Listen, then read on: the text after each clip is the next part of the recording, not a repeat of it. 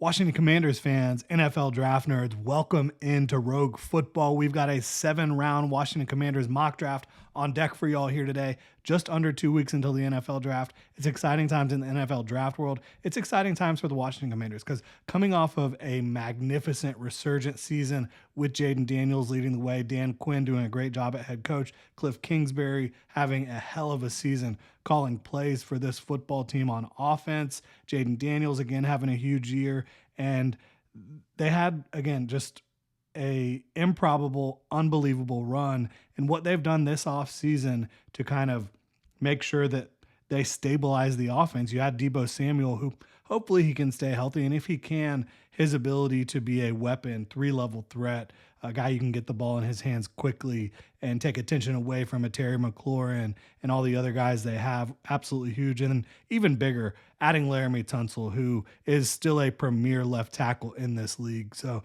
they did a really good job upgrading the offense, in my opinion. There was some attrition on the defensive front. You brought in Javon Kinlaw. I'm a little lukewarm on that move, but, I was a little lukewarm on a lot of the moves they made last year, and they ended up kind of all hitting. So maybe they see something there. But I do love Deron Payne, Jerzon Newton, Johnny Newton.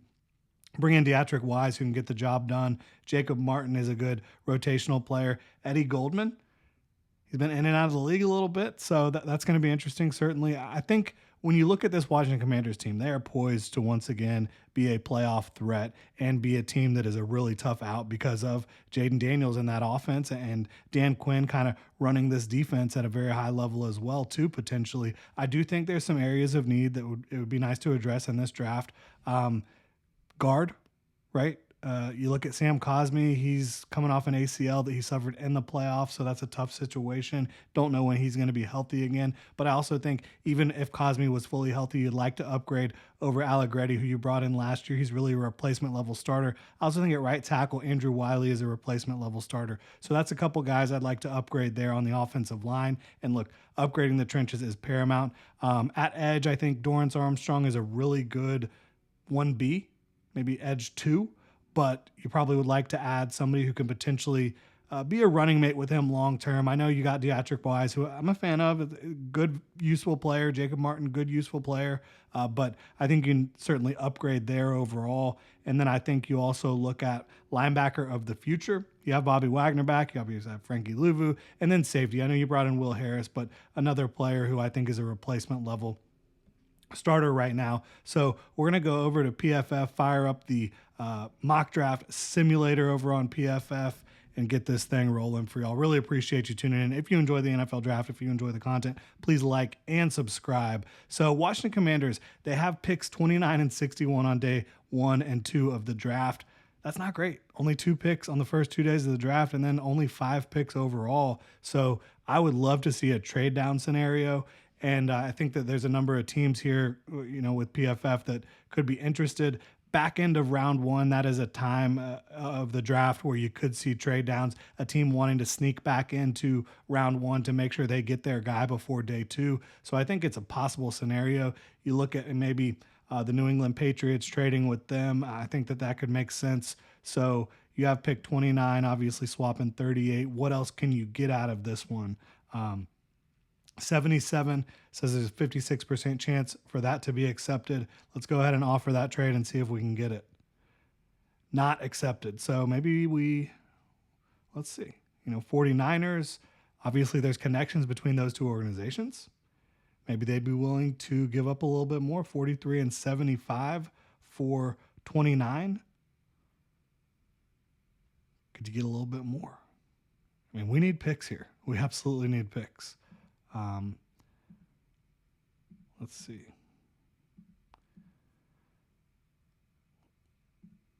Can we get it? Nope, we did not get it. Let's see if we can get 147 from them. No, they're being a little stingy here. Goodness gracious. All right, trade accepted. So 43.75 and 164.29. And that's a big drop to fall down that far, but I think overall it's going to help build out a more stable foundation for this NFL draft. And there's a lot of talent in the mid to late day 2 range. That's exactly where we are right now. So looking at edge, Just going to kind of take a peek at all the different positions we could kind of use here. I think Landon Jackson would be a really good fit. I think Braden Swinson and Princely Omonmielen could fit. If you're looking for a dirty work guy who can really help against the run, has some explosiveness, some length, some strength, JT Tuimoloau would be a fan of that pick as well. I don't know that that's going to present the best value for us at this point in the draft. I think that, just these top three safeties get you really excited, juiced up. Kevin Winston, Xavier Watts, Andrew Makuba.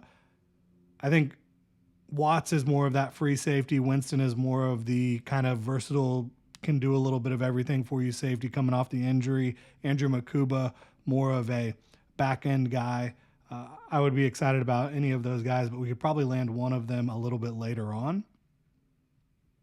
You look at interior offensive line and offensive tackle. We've got Tate Ratledge, who would be a really nice fit. You have him come in, right? Start where Sam Cosmi starts at right guard to start his career. Once Sam Cosmi gets healthy, you can kick him over to left guard and replace Nick Allegretti, and then you have a really good situation at both guard spots. I think that could be a good situation. I think 43 might be a tad bit rich for Ratledge, but really not too aggressive at all. Donovan Jackson would be a great pick potentially as well, because he has tackle versatility too that you can add to the mix. And so I think that at 43, Donovan Jackson starts to look like a steal. He should probably be more late first, early second, maybe even higher than that. He's a very good football player. So they have cornerback listed as a need here at PFF. And to me, Mikey Sainris still with Marshawn Lattimore and Noah Igbenogany in the nickel. That's a group you can feel very good about. I think Sainris still did a good job outside last year. Could he become a more elite player on the inside? Potentially, but he's doing a good job out there overall. Running back, you could upgrade running back. I don't think it's like a need, but Travion Henderson would be really fun in this scheme. So would Caleb Johnson. I think you can wait, though. This is such a deep running back class. I don't think we need to go for that spot right now. I'm looking at Donovan Jackson, and I'm saying I don't know how we pass on this guy. Again, same situation. Come in, start for Sam Cosmi while he's recovering from his injury, and then you kick over to left guard and you start probably where Nick Allegretti is long term. I think that's a big time upgrade for the run game and in pass protection. He's got great hip mobility, flexibility, developing young player, showed that he can play tackle and guard, so that would be big time for them. We can continue to look at right tackle, see if there's something that gets us excited here. I think Ariante Ursary would be a steal at 61 overall.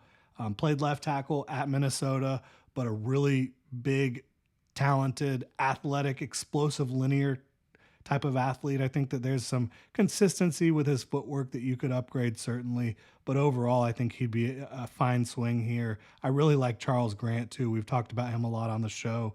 Out of William and Mary, he might be available a little bit later. Maybe we could address a different area of the team. It looks like we've got a decent amount of options to potentially come in and compete at right tackle. And you do have somebody in Andrew Wiley who can be a stopgap option for you. So looking at edge, I think JT Tuimoloau makes a lot of sense. Josiah Stewart would be fun swing as well. I love Femi Oladejo and Ashton Gelati, so maybe we can wait a little bit there. Safety, Kevin Winston, Andrew Makuba still on the board. Fan of Jonas Sanker as well. Lathan Ransom, more of a box. I think he could be a good fit in the Dan Quinn system, where he's kind of that pseudo safety linebacker that they lost in Jeremy Chin. So some options here, right? And then what are other positions of need? Linebacker, right? That's a sneaky one because you did bring back Bobby Wagner, but he's not going to be playing forever. I like Demetrius Knight and Chris Paul Jr. I don't know if I need to take that swing this early. If like a Carson Schlesinger was still on the board, maybe, but he went off the board to the Bucks at 53. That'd be a great pick for them. All right, so what's going to present the best value for us here? We don't have to take a need, right? We don't have to take a need if there's better value elsewhere, and there might be. I think Kyle Williams and Jalen Noel are unbelievable values at this point in the draft. Get a real three-headed monster at receiver, and Debo probably not going to be around forever. That might be not be a long-term swing, might be a short-term play.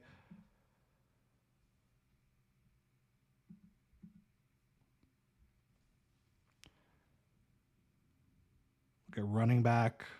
I said we can wait till later. We still can, but I mean, TreVeyon Henderson, if he's on the board at 61, the versatility that he brings as a really talented runner, explosive, a big play guy who's also a tremendous pass protector and pass catcher.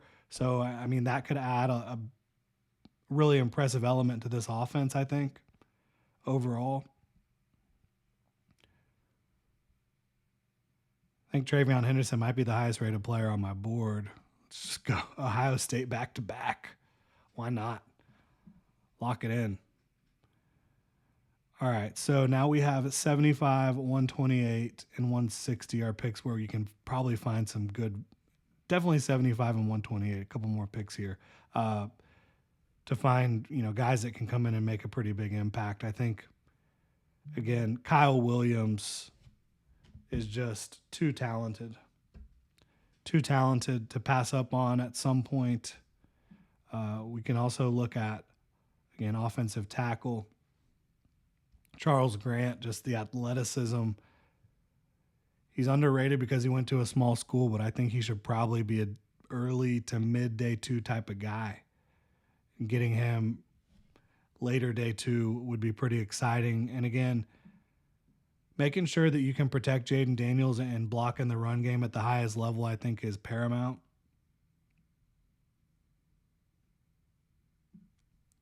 Looking at edge. We could potentially trade down here. There's some good options, but the Raiders don't pick till 108. Don't really want to move down that far. Nobody else seems interested right now. I think we're going to stick and pick.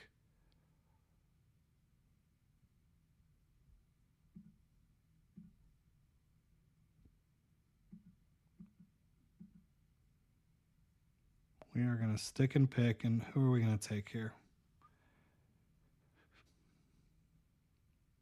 I think Andrew Mukuba is a great value. I have a day, early to mid day two kind of grade on him. He tested really well. He plays all out effort, maximum effort all the time. I think he could fit in really well with that secondary and be that final piece of the Infinity Stone, the Infinity Gauntlet, to really make that secondary tick at the highest level. Now we have a long time to wait till pick 128. Somehow Kyle Williams is still on the board. We have addressed tackle, running back. Well, excuse me. They have him listed at tackle. Interior offensive line, running back, and safety. Let's take a look at offensive line, offensive tackle here. Logan Brown would be a nice swing, I think, at this point in the draft. I really like his tape. Former big-time recruit as well. You're looking at...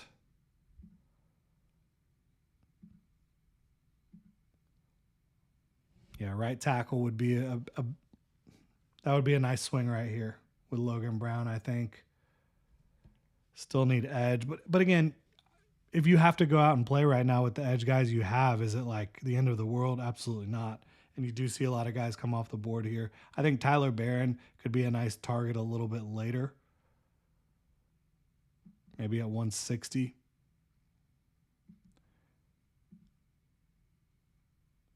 I like Logan Brown a lot. I do not like him as much as Kyle Williams. I know Williams is not as much of a need right now, but we're not going to just take needs over taking the best player on the board. And Kyle Williams, to me, is the best player on the board, and he's going to give you the opportunity to have maybe the best offense in football very quickly. Because I think you have Terry McLaurin and Kyle Williams moving around the formation a lot, Debo moving from the backfield to the slot. It causes a nightmare. I mean, you still have Zach Ertz, Sennett, the running game you have. And look, Logan Brown's still on the board. How exciting is that? So we can potentially do that.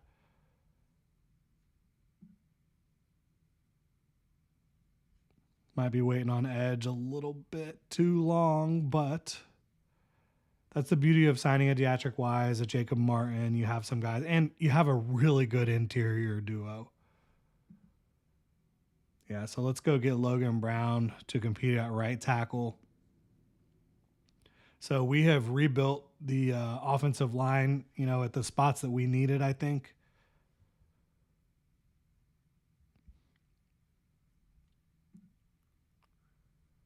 Let's take a look at edge. Colin Oliver is a guy who, coming off an injury, very productive rusher throughout his collegiate career, but coming off an injury season, so a little bit underrated, undervalued. I think he's somebody who presents some upside with this pick.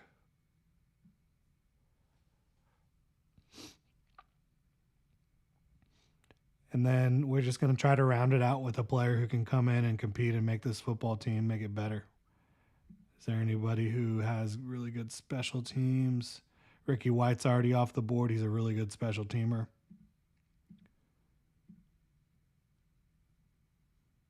Jabbar Muhammad, consistently underrated just due to size, but a guy that can really compete. I like him as a future starting nickel.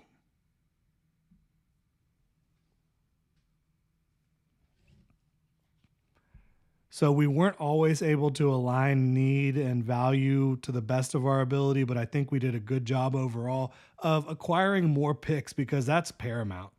That's going to be one of the biggest things the Commanders can do in this draft is just acquire more draft picks, get more throws at the dartboard. We got Donovan Jackson, who's going to come in and stabilize the interior of the offensive line while Sam Cosmi's injured and then take over for Allegretti in all likelihood very early on.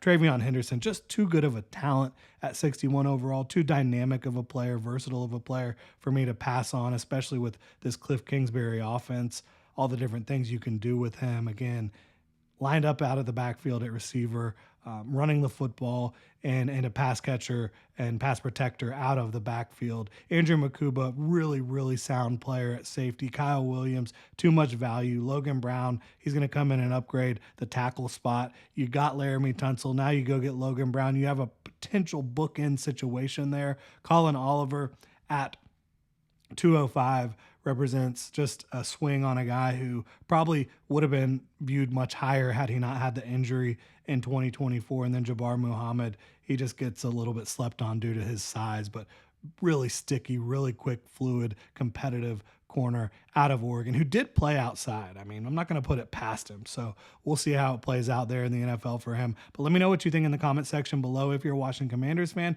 If you enjoy the content, please like and subscribe. Y'all have a good one.